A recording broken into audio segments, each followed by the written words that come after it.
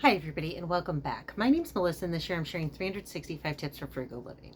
So today's tip is actually specifically for teachers. I was a teacher for years and we all know we go through tons of pencils. I can't tell you the number of pencils I've gone through over the years, and then I figured it out. Okay. Sorry. Okay, so you see this? This is the black Ticonderoga or Ticonderoga. I have no idea how you pronounce it, but all the teachers request them because they're supposed to write better. But the black ones write even better than the yellow ones. And it's got to be the black ones with the black erasers. So, one, it's like a sensory kind of an experience. They just write better. You can put a little grip on it if you need to for the students. So here is the trick. I managed to, the last year I taught, lose less than 5 pencils. No lie. I was doing special ed, so I had a bunch of students that I pulled out, but I also would help with like phonics classes, and I would just pull other people's students if they needed it for help or whatever. So the rule was, if you broke the black Ticonderoga pencil, you didn't get to use them anymore, period. You were relegated to the crap pencils that were over on the ledge. These were the good pencils and everybody wanted them. And you break it, and I don't mean like you like break it while writing or accidentally. I mean like the kids that like get angry and or bored and just like break it like that. You lose it. And it took a lot to earn it back. And then if you showed that you were really responsible for an entire semester, you could work your way up to one of the the profile pens. These also write amazingly well. I prefer them to the gel pens. It's 100% again a sensory thing because of the way it feels and sounds on the paper. Now, not every person with sensory needs will obviously respond the same way as I do to the sensory input. But I can tell you, my kid only likes these pens, but they prefer pencils. My kid for years had to have this, and now they're on like a mechanical pencil kick, but we'll see what happens. Also, they're a teenager now. But one, every student loved these, and two, honestly, and I never denied a kid a pencil. They just didn't get one of these pencils.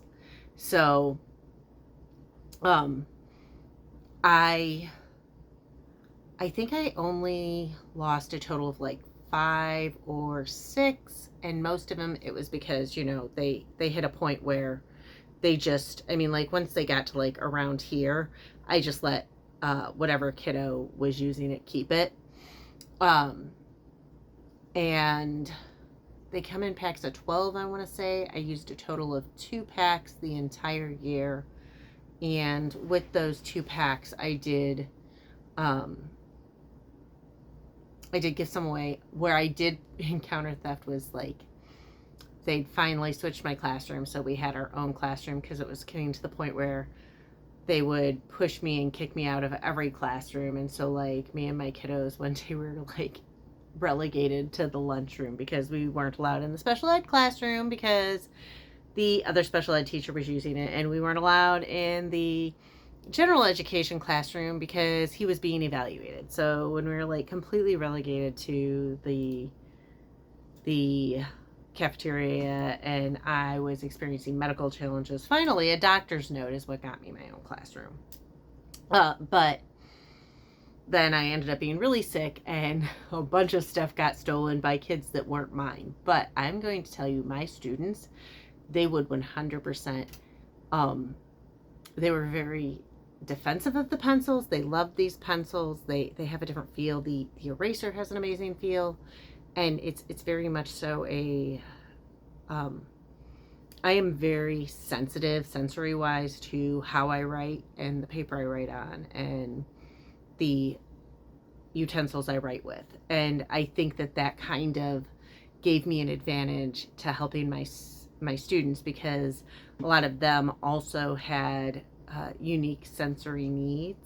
So this pencil, teachers, I am telling you, they get one mess up and then it gets taken away and they have to earn it back. And you don't have to worry about, like, I always hated the whole like leave your shoe, because then you have a stinky shoe and like it can mess up a kid's like then the kid's crooked, it can hurt their hips, and what if there's a fire drill? And I never wanted to deny a kid a school supply. And I ended up with like a whole collection of pencils that were just like gathered. I'd pick them up in the yard, I'd pick them up in the hallway, because like kids just threw them. But my pencils, they respected. And I am telling you, it is one of those things that teachers try and figure out for years. I didn't have to have any name on it. I didn't have to say Tamani.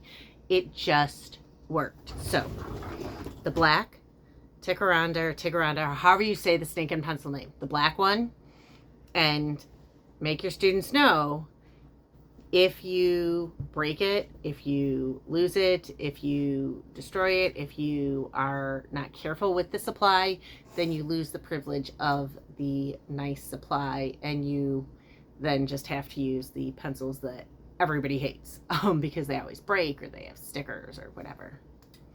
But that is my tip for frugal living for teachers, because honestly, having 2 packages of these, and I mean, if you're in like a gen ed classroom, I would say have buy enough so that you have 30 pencils per semester. And honestly, my class was utter chaos, but the pencil thing worked. Anyways, again, my name's Melissa, and this year I'm sharing 365 tips for frugal living. If you want to hear more, please hit like and subscribe, and I'll see y'all tomorrow.